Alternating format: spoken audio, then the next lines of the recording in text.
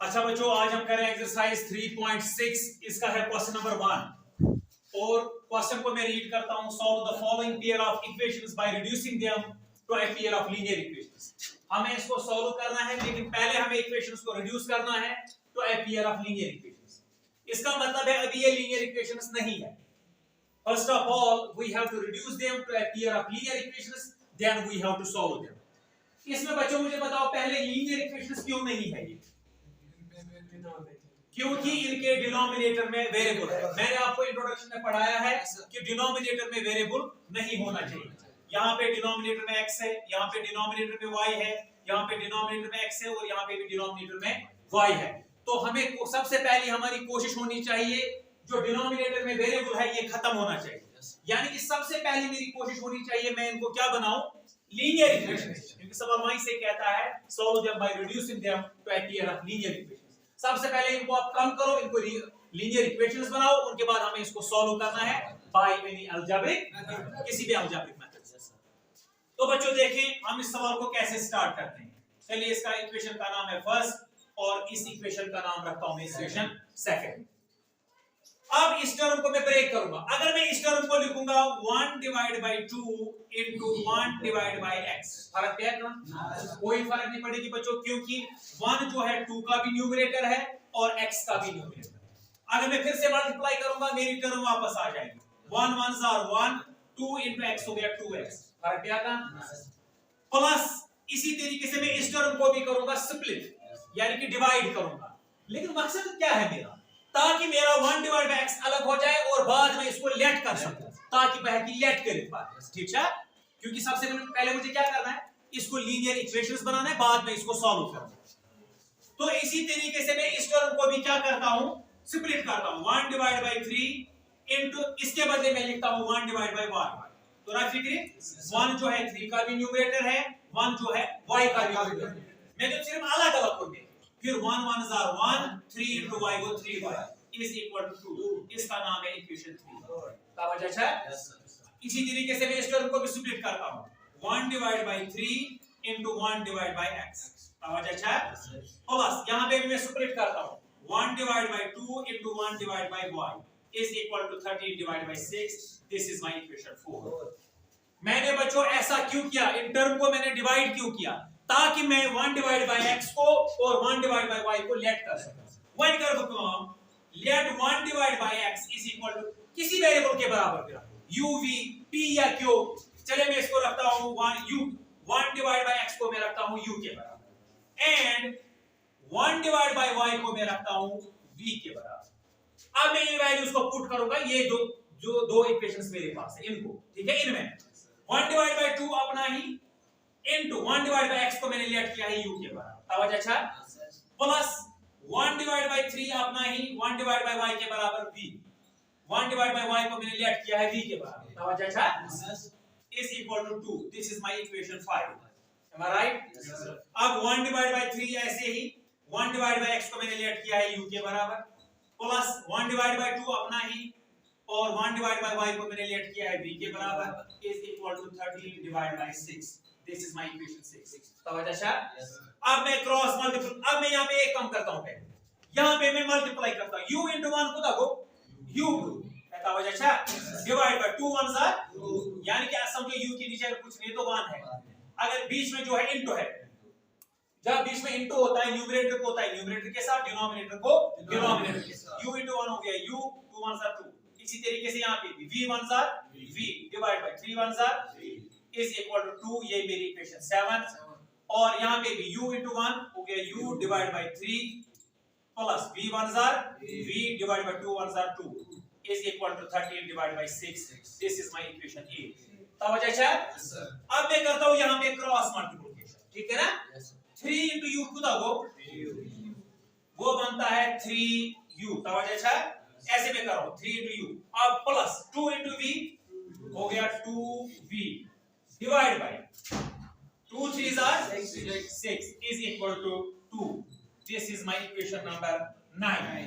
समझ आया? ये इक्वेशंस आगे चलते रहेंगे तब तक जब तक मैं इनको लीनियर इक्वेशंस बनाऊंगा। अब यहां पे भी क्रॉस मल्टीप्लिकेशन 2 into u क्या होगा, वो 2u प्लस 2 गया 3v, अब हो जाएगा डिनोमिनेटर को denominator 3 2s are 6 is equal to 13 divided by 6, ये मेरी होगी 10th इक्वेशन। समझ अच्छा? अब मुझे फिर से इसको क्रॉस मल्टीप्लाई करना है, इसके नीचे कुछ नहीं तो 1 है। अब 3u plus 2v को 1 के साथ करो, हो जाएगा 3u plus 2v is equal to 6 2s are, हो जाएगा 12, ये मेरी इक्वेशन नंबर 11। समझ अच्छा बच्चों? अब ये लीनियर इक्वेशन बन जाएगी। अब यहाँ पे भी क्रॉस करो, 6 2s are 12u plus 6 3s are 18u v is equal to 6 into 3 78, this is my equation number 12। समझ अच्छा? लेकिन इक्वेशन नंबर 12 को मैं क्या काम करता हूं आसान बनाने के लिए, हालांकि मेरे लीनियर इक्वेशंस अब बन गए, मेरे लीनियर इक्वेशंस बन गए, अब मैं किसी भी मेथड से इनको सॉल्व कर सकता हूं, लेकिन इस वाली इक्वेशन को मैं थोड़ा आसान बनाता हूं। अगर मैं इस इक्वेशन को ऑन बोथ साइड 6 से डिवाइड करूंगा, लेकिन आप बोलोगे सर 6 से ही क्यों करोगे, क्योंकि 6 के टेबल में 12 भी आता है, 18 भी आता है और 78 भी आता है। मैं लिखूंगा डिवाइडिंग, आसान बनाने के लिए, डिवाइडिंग इक्वेशन 12 by 6 मगर ऑन बोथ साइड्स, क्योंकि जो ऑपरेशन मैं लेफ्ट हैंड साइड से करता हूं वही मुझे राइट हैंड साइड से भी करना पड़ेगा। तो क्या कैसी है, 12u divided by 6 plus 18v divided by 6, sorry 18v यहां पे भी divided by 6 is equal to 78 divided by 6। समझ अच्छा? 6 1s are 6 2s are 12, हो गया 2u plus 6 1s are 6 3s are 18, हो जाएगा 3v। समझ अच्छा? is equal to 6 1s are 6 1s are, एक आ गया कैरी, वो यहाँ पे 18 बन गया, 6 3s are 18, हो जाएगा is equal to 13। इसको मैं रखता हूँ इक्वेशन 13। लेकिन अब पूछ रहा है मुझे 11 और 13, क्योंकि 12 अब कैंसिल हो गए, 12 के बाद अब आ गई 13। अब मुझे सॉल्व करना है इक्वेशन नंबर 11 और इक्वेशन नंबर 12। अच्छा तवज्जो? अब तवज्जो रखो बच्चों, मैं लिखूंगा बाय, अब कौन सी मेथड करेंगे, चलिए एलिमिनेशन मेथड है। अब मैं किसी मेथड से भी इनको सॉल्व कर सकता हूं। सवाल पहले क्या कहता है, इनको आप पहले क्या करो, इनको रिड्यूस करो to a pair of linear equations. अब मैंने इनको ठीक किया, ये लीनियर इक्वेशन बन गए, अब मुझे सॉल्व करना है। मैं लिखूंगा by elimination method comma with get. अब एलिमिनेशन मेथड से मैं लिखूंगा, पहले मैं दो इक्वेशंस को एक साथ लिखूंगा। मैं लिखूंगा फ्रॉम इक्वेशन, कौन कौन सी मुझे सॉल्व करनी है, एक equation number 11 from equation 11 and 13 comma we get. बताओ equation number 11, 3u plus 2v is equal to 12 और 2u plus 3v is equal to 13। समझ अच्छा? अब मैं इनको सॉल्व करता हूं। कैसे हम एलिमिनेशन मेथड में क्या करते हैं, सबसे पहले या हम u वाली टर्म को सेम बनाएंगे या v वाली टर्म सेम। हम चलिए हम बनाते हैं u वाली टर्म को सेम, तो इसको सेम करने के लिए मैं इसको 2 से मल्टीप्लाई करूंगा पूरी इक्वेशन को और 3 से वापस मल्टीप्लाई करूंगा इस वाली इक्वेशन। नाम लिखना पड़ेगा, ये कौन सी इक्वेशन थी बच्चों, ये 11 और ये थी 13। मैं लिखूंगा मल्टीप्लाई इक्वेशन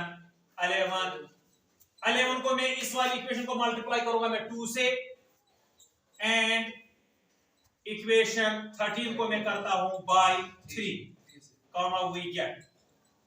जरा करो बच्चों, 2 into 3 कितना हो गया, 6u, वो होता है 6u plus 2 into 2 4v is equal to 2 into 12 24। This is my equation number 13 तक ये है। आवाज अच्छा कुछ भाई, ये थी ठीक। अब मैं वापस करता हूं 3 को इस इक्वेशन को, 3 से मैं करता हूं equation number 13 3 2s are 6u, मेरी दो टर्म सेम हो गई, 3 3s are 9v is equal to 3 into 13 39। This is my equation 15। इसके बाद हम क्या करते हैं बच्चों, एलिमिनेशन मेथड में सब्ट्रैक्शन करते हैं। लेकिन तब हम सब्ट्रैक्शन करते हैं अगर सेम वाली टर्म जो है उसके साइन सेम है। देखिए यहां में +6u और +6u, अगर एक टर्म सेम होती लेकिन निशानियां अलग अलग होती, एक को प्लस दूसरे को माइनस, तब एडिंग हमें करना पड़ता है। समझा? ये आपको एलिमिनेशन मेथड में ये रूल याद रखना। दोनों को साइन सेम है तो मैं करूंगा by subtraction comma we get. Subtraction में नीचे वाली जो इक्वेशन है इसके साइन चेंज हो जाते हैं, ये +6u माइनस, इसको माइनस, इसको माइनस, +6u माइनस 6u खत्म। अब यहाँ पे एक को माइनस है दूसरे को प्लस है, 9v से 4v निकालो, -5v इज इक्वल टू 39 से 24 निकालो -15 क्योंकि माइनस वाला बड़ा है, तो v निकलेगा बराबर -15 ज़ारबी वाला बटा चला जाएगा -5 minus minus cancel 5 1 are 5 5 3 are 3 v निकला मुझे 3। लेकिन बच्चों अगर आप गौर करोगे मैंने लेट किया था v मैंने रखा था 1/y के बराबर, मैं लिखूंगा यहाँ पे but v is equal to 1/y।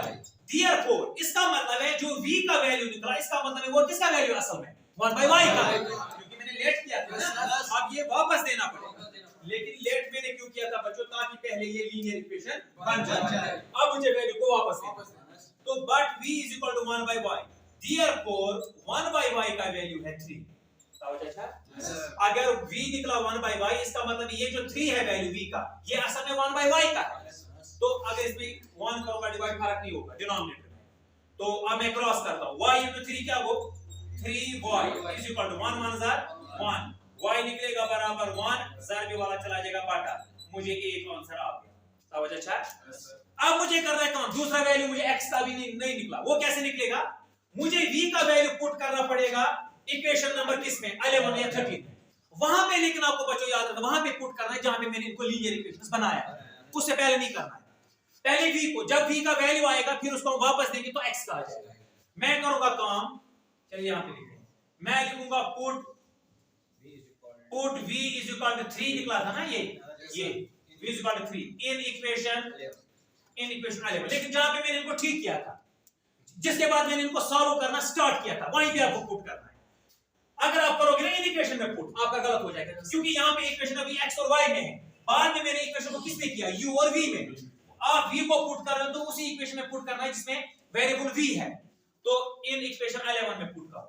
काम हुई क्या, इक्वेशन नंबर 11 को उठाओ, क्या है इक्वेशन 11 है 3u plus 2v is equal to 12। तवज्जो बच्चों, 3u ऐसे ही प्लस 2 into v के बदले मुझे देना है 3 is equal to 12। तवज्जो 3u ऐसे ही plus 2 3 6 is equal to 12। 3u निकलेगा बराबर 12, 6 चला जाएगा इधर तो माइनस 6 हो जाएगा।